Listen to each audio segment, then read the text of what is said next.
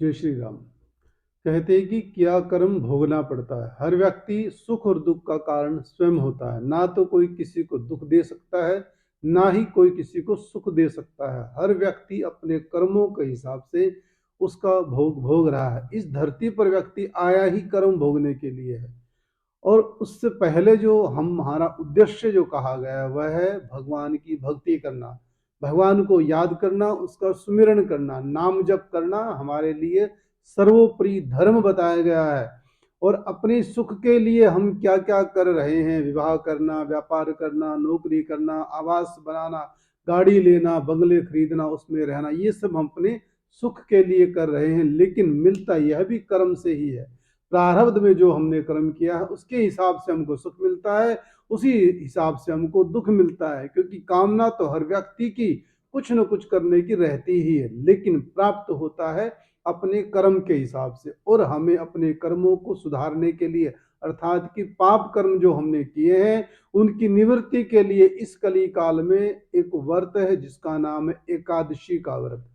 हर गृहस्थी को, हर सन्यासी को एकादशी का व्रत जरूर करना चाहिए। मैं अपनी हर कथा में, हर वक्तव्य में यह कहने का प्रयास करता हूं कि व्यक्ति अपने कर्मों से दुखी और सुखी है। अगर वह सुख चाहता है, दुख की निवृत्ति चाहता है, पापों से छुटकारा चाहता है, तो उसको अपने शरीर से, अपने मन से, अपने धन से तपस्या करनी चाहिए। तन शुद्ध होता है शरीर से सेवा करने से, मन शुद्ध होता है जप करने से, और धन शुद्ध होता है दान करने से। धन को लेना, केवल लेना नहीं होता भाइयों, धन को देना भी होता है। जो आवश्यकता जिनको है, जो जरूरतमंद है, जो भूखे हैं, जो अनबोल जीव है, उनको अपने धन से कुछ भोजन करवाया करो, कुछ वस्त्रों का दान किया करो, तभी हमारा कल्याण हो सकता। नहीं तो कितनी पीढ़ियां, हजारों लाखों करोड़ों पीढ़ियां आके और जा चुकी हैं, उन्होंने जो किया वो उनके कर्म के हिसाब से उनको जन्म मिल गया होगा। और आप भी कुछ कीजिए, क्योंकि जन्म और मृत्यु के बीच का जो जीवन है ये हम कैसे यापन कर रहे हैं इसका हमें स्वयं आंकलन करना होगा। क्योंकि सामने वाला आपको केवल प्रोत्साहित कर सकता है, उत्साहित कर सकता है, हताश कर सकता है। वह कुछ न कुछ आपको बोलेगा, समझाएगा, चला जाएगा। वो आपके भाई बंधु के रूप में हो सकता है, आपके मित्र के रूप में हो सकता है। वह आपको माया में विचरने के लिए संदेश देगा। लेकिन धर्मात्मा पुरुष जो होते हैं, जो महात्मा लोग होते हैं, जो संत होते हैं, जो साधु होते हैं, जो कर्मकांडी ब्राह्मण होते हैं, जो आपके पुरोहित होते हैं, वो आपको ज्ञान की बातें बताएंगे। और वह बातें आपको बताएंगे जिससे इस जन्म में भी सुख मिले और परलोक में भी आपको सुख की प्राप्ति हो जाए। तो प्रिय मित्रों और प्रिय भाइयों और बहनों, आप सबसे विनम्र निवेदन है कि एकादशी का व्रत जरूर किया करो। हमारे ग्रंथों में लिखा है कि एकादशी के दिन अन्न खाने का मतलब विष्टा का पान करना। इतना भयंकर शब्द का प्रयोग किया गया है। हमें एकादशी के दिन अन्न का दान न करना चाहिए, न लेना चाहिए। एकादशी के दिन फल का दान करो, फलहार का दान करो, फल का सेवन करना चाहिए। और विशेष रूप से भगवान विष्णु की पूजा करनी चाहिए, उनकी भक्ति करनी चाहिए। आज की एकादशी का नाम है पुत्रदा एकादशी। और पुत्रदा एकादशी नाम इसलिए पड़ा है कि जिन जातकों की इच्छा है कि उनको संतान के रूप में पुत्र चाहिए, जिनकी कामना है कि पुत्र उनको चाहिए, या किसी को कोई संतान नहीं हो रही है, ना किसी प्रकार की संतान नहीं हो रही है, ना कन्या हो रही है, न ही उनको पुत्र की प्राप्ति हो रही है। कन्या और पुत्र, देखो इसमें भेद की बात यहाँ बिल्कुल भी नहीं। दोनों एक से बढ़कर एक होते हैं, दोनों एक से ज्यादा एक प्रिय भी लगते हैं।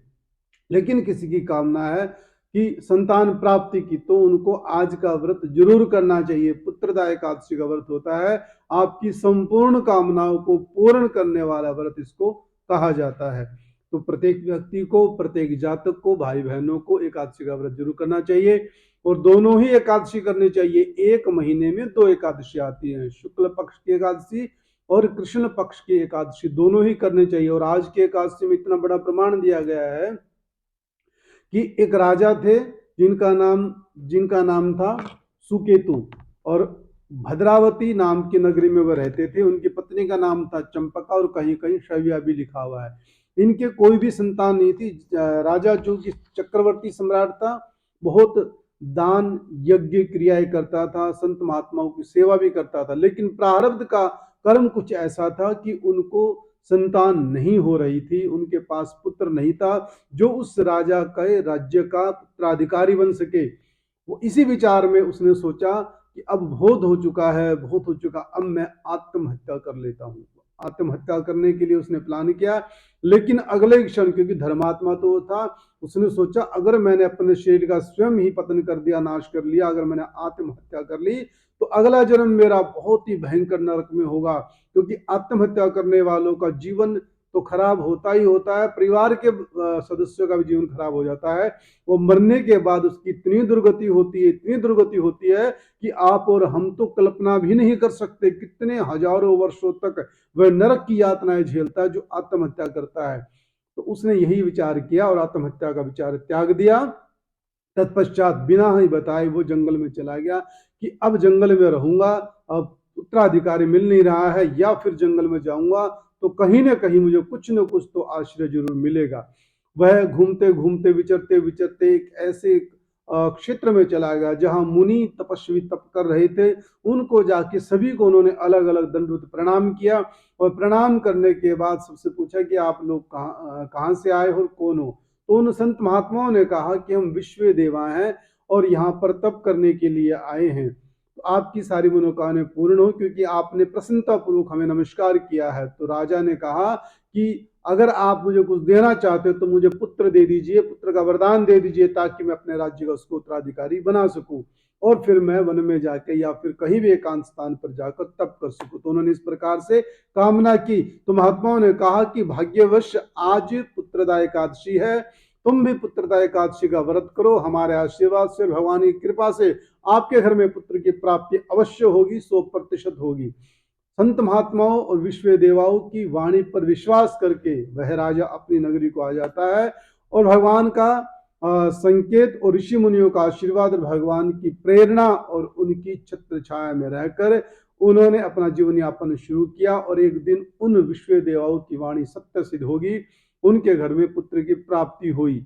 उस दिन से राजा ने पूरे नगर में ढिंढोरा पिटवा दिया कि प्रत्येक नगरवासी को एकादशी के दिन अन्न ग्रहण नहीं करना है, उन्हें भगवान विष्णु की पूजा करनी है और एकादशी का व्रत करना है।